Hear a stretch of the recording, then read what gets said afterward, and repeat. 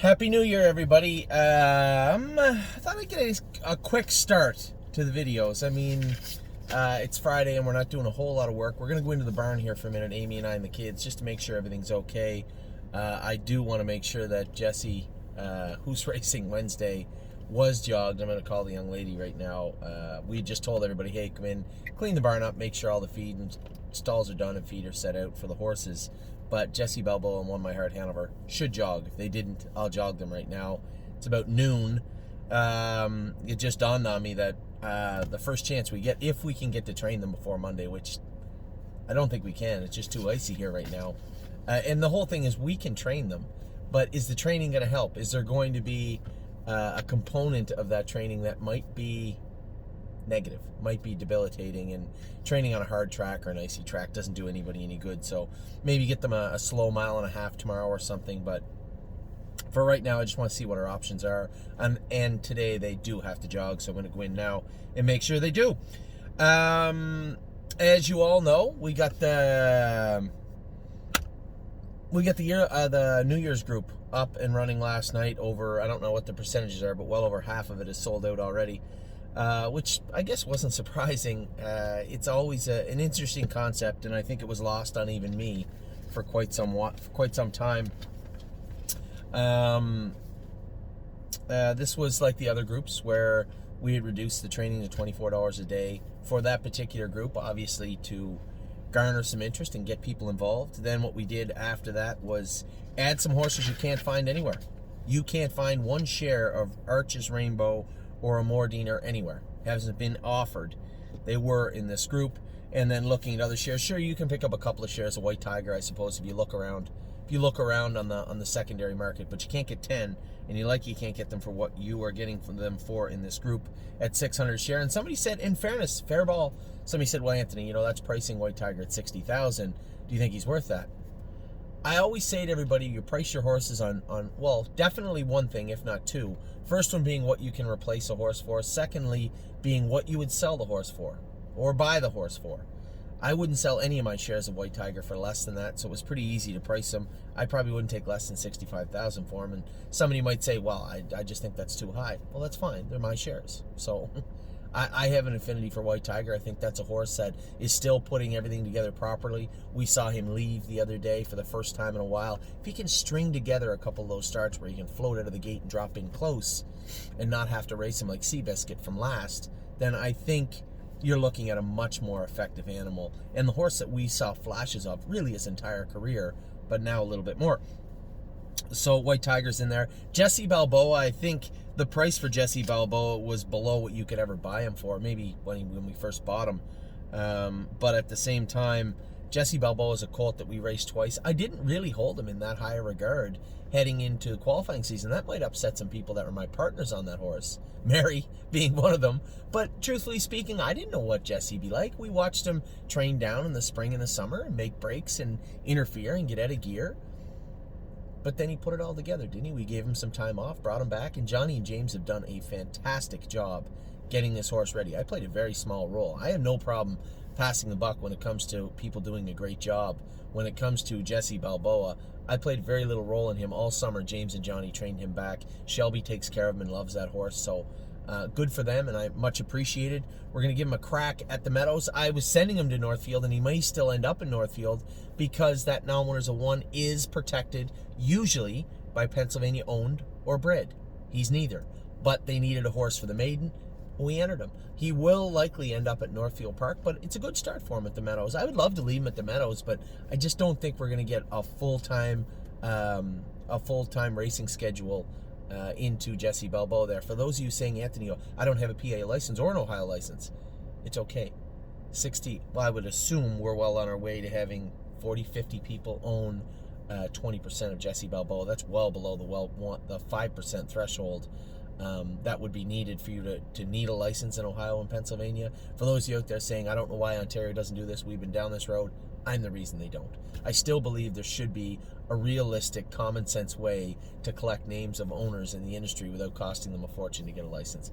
I don't think that's a big ask, and hopefully Ontario will be the first to implement that. Nevertheless, that's neither here nor there. So we have White Tiger, a horse that's really shown a lot of speed where you could swear he would be an open horse, but then has shown a lot of cowardice in the sense that you'd say, he's just a mid-condition horse. Either way, I think he's a good horse. I think he's getting better. I was very impressed with what I saw the other day. Obviously unimpressed that he got beat, but that's a White Tiger thing. I think overall I was happy with his overall work the other day. When it comes to Jesse Balboa, I think that's a colt that has shown he's getting better. That mile and 2-1 was an incredibly good mile. That was 2 and a bit weeks ago, I think. 18th was the 18th. So he's going to race at about the 2-week mark. Maybe 2 weeks and a couple of days. So he will be a little short on Wednesday, but at the same time, here's a horse that was second in 2-4, raced great. He kind of got interfered with. Then I hit a wheel with him in the last turn. He stayed trotting, shot through the inside, finished second, and then finished second in 2-1 his last start and looked really, really good. So I'm impressed with Jesse Balboa. And then when it comes to our horses in the group, Amor Diener, you're not going to find shares of him available anywhere from here on in, I don't believe. We've had a number of people looking for big chunks of this horse. I kept 20 to put in this group. And I think Amor Diener made a break at the wire in his training set on open house day, but looked very powerful. I'm just happy with how smart he is. And a perfect example of horses that were castrated that needed to be. He was so sour when we got him, and now just a nice horse. His ears up, trotting well, doing his work well. And then you can't really ask them to do what he did. We got to the head of the lane the other day and he went to take off. For the last stretch of the mile, that was like the first time we'd ever trained these horses for the most part, and he got it right away. So I was impressed with him. Then another horse, Arches Rainbow, she was a winner. Now, there was a little mix-up. Curtis had made a mistake on the live portion of the open house. He had Massive Profit listed as our Arches Rainbow. Arches Rainbow was the winner of her set. Now, Massive Profit did good work also on that day. He didn't win his set, but he looked good. But there was definitely a mix-up. Arches Rainbow was the horse that won her set. She doesn't wear hobbles right now, and Massive Profit does. So there's two horses that won their training sets. I'll use that term loosely. Won their training sets on open house day. They're in the group also. Then I put our Pennsylvania filly in there. I think she should be shared with everybody. You're not going to get the same information on Harvard Yard that you got on our horses because they don't have the same capabilities of a drone and camera work in Pennsylvania. But we do have some cell phone video of the filly. I would like to have a nice cell phone video set up where we could see how she did. I'm sure we'll get that set up in the new year for Harvard Yard. And then two horses that simply should be sold out. James went with Renegade Gypsy on open house day. He did make a break, but James told me, he said, I had to trot a last half in 17 or 18, which is really unrealistic for a horse of this age and this size on this track. I think Renegade Gypsy is as good a trotter as we have in the grounds now. Now, I'll give a little caveat with that. You look at horses like Purple Aura, who are a push button, right? They do everything perfectly right now. No, Renegade Gypsy can't beat that horse right now. But when you try to extrapolate his talent, his size, then what he did at the open house day, I think we got a really nice horse in Renegade Gypsy. And then obviously, I can't say enough about Rose Above It. I got to blame myself. I really don't think that we, as far as a company is concerned, I don't think we marketed and advertised Rose Above It very well. This is a first foal out of a sister to Muscle Mass and Muscle Massive. And this family, this bloodline is completely loaded, full of studs, money. And by studs, I don't mean impressive horses. I literally mean stallions.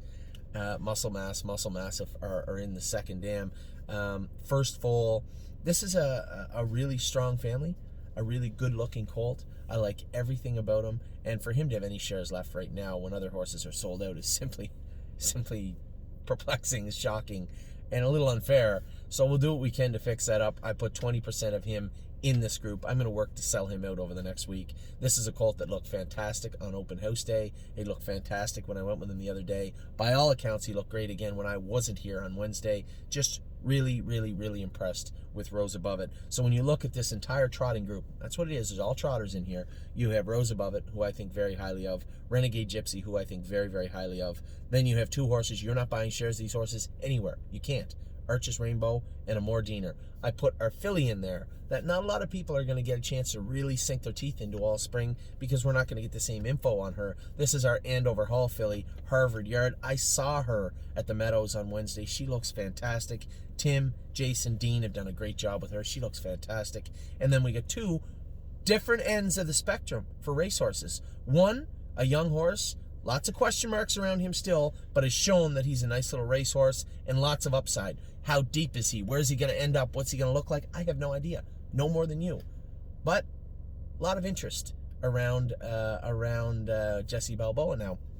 And then, of course, one of our best horses, a horse that, keep in mind, White Tiger set a world record, equaled a world record at 2, was a very good horse, has got $250,000, made a mark of 54, has always been relatively sound. This is a horse that could be any kind of horse at 5 and beyond, and people say, after 3, trotters mature in much different ways, and you can't tell me that you've watched White Tiger race and that he is set in stone. He's now figured out what he is. He's still a work in progress, which is hard to say, but he is. So the 5-year-old season for White Tiger is coming up. I was impressed with that move out of the gate the other day. I was impressed with the way he relaxed on the front end.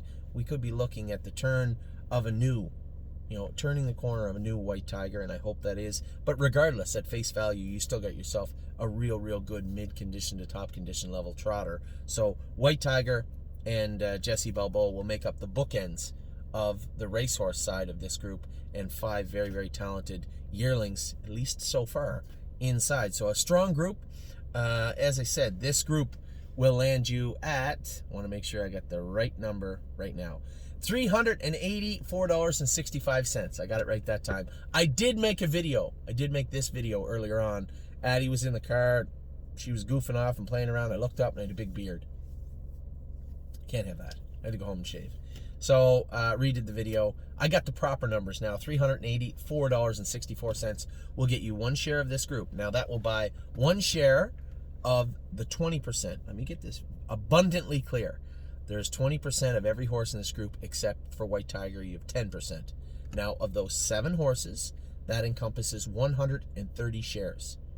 You get 1% of that 130 shares. Your bill at 1% every month will be, with taxes, $35.25. So $31.20 plus HST. That comes out to $35.27 per month. That's what your bill will be. So I had a lot of people, every time we make these groups, saying, is it $35 per horse? No, it is $35 per 1% share of this entire group. There, I think I got it. So that is how the New Year's group looks. So everybody, Happy New Year. We had a good 2020 on the track during an incredibly difficult 2020 on planet Earth. I think we did pretty good. I've been very happy. A lot of impressive looking sophomores coming back. A lot of rookies that are training down that look good. We are kind of in another fluid area right now as far as racing. I thought we had a certain group of horses that would be in Ontario we could keep an eye on and watch. I thought we'd have some left in PA, some in Ohio. We'd be selling some horses, might even claim a couple of horses. Now everything is this big melting pot of racing. I know Larry has become a pretty good client of ours and a friend of mine, and a number of other people had said, as far as racing in the U.S., are you concerned it's going to take away from training the yearlings? Not right now. As I said in a video yesterday, we're on the ground floor. We're still pouring the cement of the babies. Right now, just putting the work into them. As we start training them a little bit harder and keeping an eye on them, then yes, I believe I do need to be home a little more full-time. But for now, I want to get the One My Heart Hanovers, the Jesse Balboas, the off-road Hanovers off the ground. A little quick recap of who's heading out on Monday. 8 horses are leaving on Monday. The only questionable one to me was Cambridge Star. I don't know if he could do it at the Meadows or at Northfield. If he can't, then we'll probably race him a couple of times and sell him. But it will be his time right now to sink or swim. So we have Cambridge Star leaving on Monday. Brave World will be heading to Billy Rhodes. He has that claiming series at Miami Valley coming up. Jesse Balboa will be heading to the Meadows first and then likely on to Northfield, which is 2 hours away. Billy has trucks that go back and forth every week, so it's not really a big deal. Jesse Balboa, I'm going to qualify on Tuesday morning at the Meadows. Miss Brampton Beast, Off-Road Hanover, Watch Avenue, and Zeb Sunshine. Also, Cambridge Star will re-qualify.